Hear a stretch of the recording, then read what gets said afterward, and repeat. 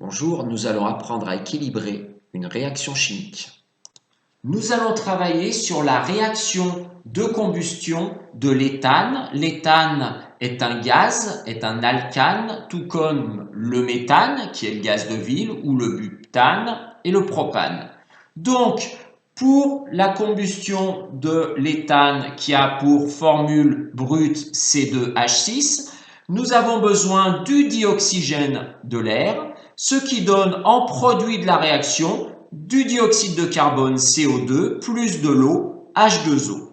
Donc, pour équilibrer la réaction chimique, il faut qu'il y ait autant d'atomes de chaque élément de part et d'autre de la flèche, c'est-à-dire autant de carbone à gauche qu'à droite, autant d'hydrogène à gauche qu'à droite et autant d'oxygène à gauche qu'à droite, ce qui n'est pas le cas à l'heure actuelle. Donc nous allons commencer par équilibrer le carbone.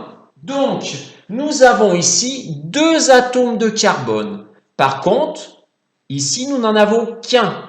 Donc pour l'équilibrer, nous allons ajouter un coefficient multiplicateur que nous allons mettre devant la molécule de CO2. Donc 2 fois 1 fait bien 2 carbone. Nous allons faire la même chose avec l'hydrogène. Nous avons ici 6 atomes d'hydrogène. Ici, nous en avons seulement 2. Donc, pour en avoir 6, nous allons multiplier par 3. Attention, ces coefficients multiplicateurs valent pour toute la molécule. Donc, nous allons regarder maintenant pour l'oxygène.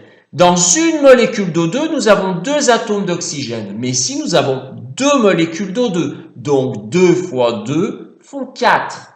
Même chose, dans une molécule d'eau, on a un atome d'oxygène. Mais vu qu'ici, nous avons 3 molécules d'eau, 3 fois 1 font 3. Donc, 4 plus 3 font 7. Il nous faut donc 7 atomes d'oxygène. Donc ici, nous en avions 2. Donc pour faire 7 atomes d'oxygène, il faut le coefficient multiplicateur 3,5. Puisque 3,5 fois 2 font 7. Le problème, c'est que nous ne pouvons pas avoir des demi-molécules. Donc, nous n'avons pas la possibilité d'avoir des virgules. Donc, pour se débarrasser de la virgule, on va tout multiplier par 2. Donc, 3,5 fois 2 font 7.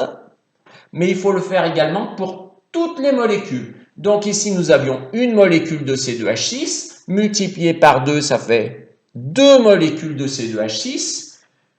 Ici, 2 CO2 multiplié par 2, ça fait 4 CO2. 3 fois 2, 6 H2O.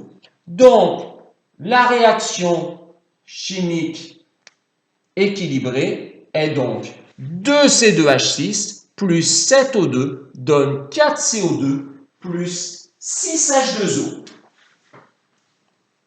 Merci à tous et à bientôt.